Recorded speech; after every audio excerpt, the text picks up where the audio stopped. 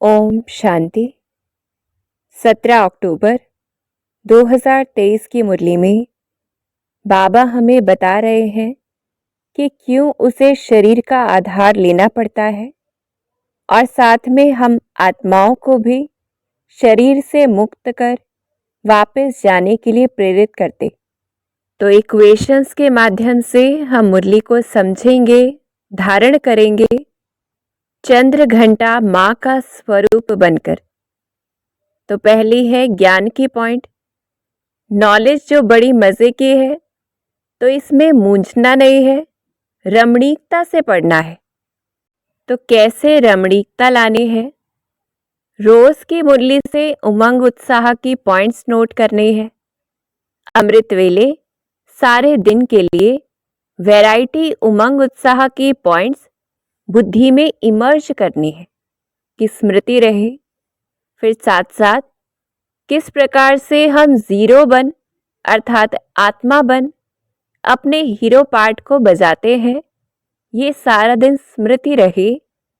तो ये variety point क्या करेंगे? उमंग उत्साह बढ़ाएंगे और सारे विघ्न इस उमंग उत्साह से स्वतः ही खत्म हो जाएंगे।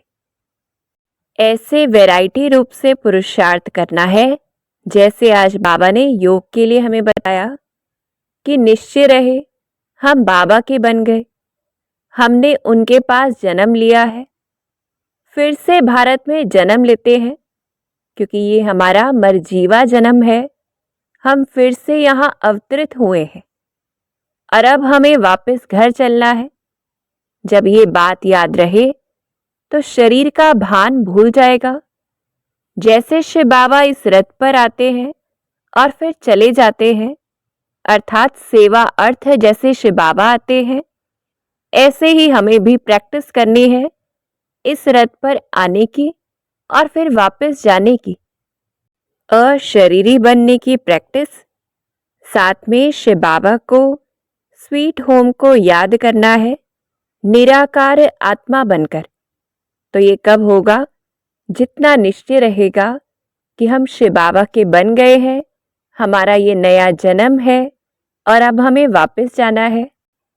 तो अब कैसे करना है शिव बाबा को याद? तो बाबा ने अनेक युक्तियां दी हैं। हम देखते जाएं शिव बाबा को कि वो परम पिता, परम आत्मा है, सुप्रीम फादर है, शिव है, आदि देव प्रजापिता ब्रह्मा का भी बाप है, बेहद का बाप है, निराकार है। ऐसा बाबा जिसे अपना रथ नहीं है, जो पूज्य और पुजारी नहीं बनता है, जिसके 84 जन्म नहीं है, एक ही जन्म लेता है। भारत में शिव जयंती भी मनाई जाती है। कल्प में एक ही बार वो बड़ा साजन, बड़ी सजनी अर्थात प्रजापिता ब्रह्मा का अनुभवी वृद्ध रथ नंदीगण उधार लेता है और ब्राह्मणों की प्रजा रचता है, जिसके अनेक नाम रख दिए हैं, जो हर हर महादेव कहा जाता है, सबके दुख काटने वाला है।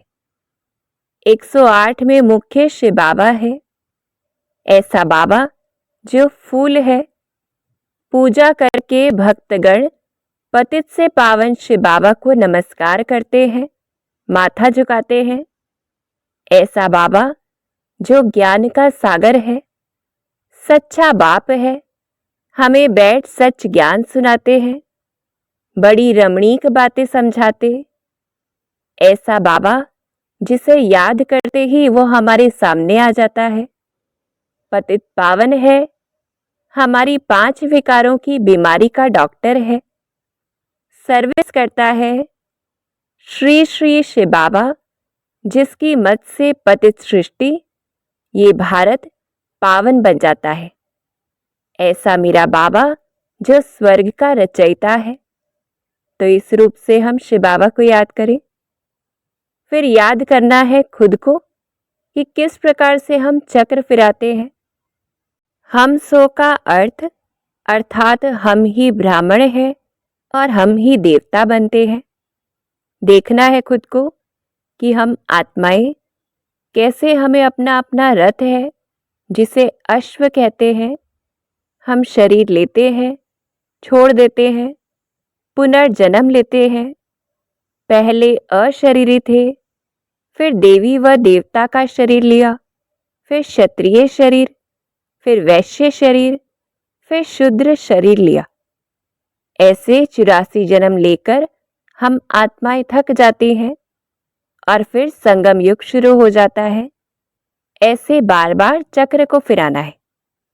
देखना है कि हम बाबा के बन गए तो क्या करना है। अब घड़ी घड़ी बाप को याद करना है, जो सहज रास्ता है, और तभी हमें बाप की रमणीक बातें समझ में आएंगी, हमारे पाप भी कट जाएंगे और बाबा के पास हम पहुंच जाएंगे जितना याद करेंगे। फिर बाबा हमें योगी के लक्षण भी बताते कि जब अंत समय होगा तो जो पक्के योगी होंगे वो यहाँ आकर रहेंगे, अर्थात मधुबन में पहुंच जाएंगे।